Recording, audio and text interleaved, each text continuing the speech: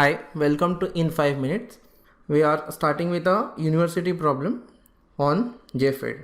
First of all, we can identify the type of JFET. Can say arrow is pointing inwards. So, as you know, whenever the PN junction diode is forward biased, the current will flow from P to N. So, we can call it as N channel JFET. Now, you can see input is applied to the gate terminal and we are taking output, as you can see, from the drain. So which terminal we have left out is the source. That gives us it as common source N JFET. Right. Now in the circuit you can see you have source capacitance, you have output coupling capacitor, and you have input coupling capacitor. Now questions tells us to find the voltage gain, input impedance, and the output impedance for the JFET. The question was asked for 10 marks in the university. Then they have specified the value of IDSS and VP. Now what we need to do is we need to do the AC analysis. So for AC analysis, from DC analysis we need to find the value of GM, which is, you know the equation, twice IDSS upon mod of VP 1 minus VGSQ upon VP. This will give me the value of GM.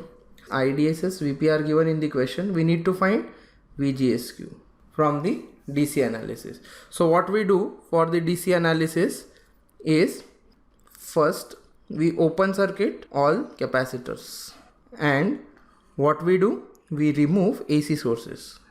So when you remove AC sources and the capacitors, just I will deal with the half part of the circuit. The circuit will look like this. You have R1, you have R2, and this point is connected to the gate terminal. So I am calling voltage as VG, and the total voltage VDD, which is given as 20 volts. Now I can find VG by using potential divider rule as R2 upon R1 plus R2 into VDD. Now what is the value of R2? It is given as 110K and this is given as 910K. Now in order to reduce this, we will substitute this in the equation. So we'll have 110K upon 110K plus 910K into 20. So this will give you VG. VG from after calculation you will get it as 2.15 volts. So now your circuit will have VG connected. So now what you can see, this is your circuit. You know the voltage at this point as voltage VG. These two are connected to plus VDD.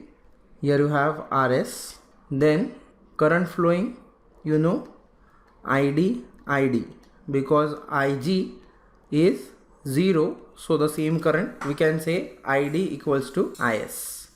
So when I apply KVL over here, I can write VGS as, this is grounded, VG minus VS. Now we can say voltage at the source is nothing but current through the source into the resistance at the source. So I can write it as VG minus ID into RS. You know VG, it is 2.15 minus ID into RS is given as 1.1K. So I have got VGS. Now from the Shockley's equation, I can write ID equals to IDSS 1 minus VGS upon VP the whole square. Now what all values are given, can say IDSS is given in the question, VP is given in the question. So you have two unknowns, ID and VGS. So remove one unknown. What we have done, we have expressed VGS in terms of ID. So when you substitute this equation, you will have ID equals to, IDS is given as 10 milliamperes, 1 minus 2.15 minus ID into 1.1 kilo ohms upon 3.5 the whole square. So from this you will get two values of ID. So depending on the value which makes the operation, you can say VDS, the condition in which the transistor operates in the saturation region, IDQ will get it as 3.3 milliampere as the valid answer. Now when IDQ you have got it as 3.3, when you substitute in this equation you can find VGS. So you will get VGS after substitution as minus 1.48 volts. So we have got VGS. Why we have found VGS is in order to find the value of GM. And from this, when you apply KVL in the output loop, you can also find VDS. But as it is not asked in the question, you need not find the value of VDS. This is just by applying KVL in the output loop. But it's not asked in the question, so even if you are not finding, it's fine.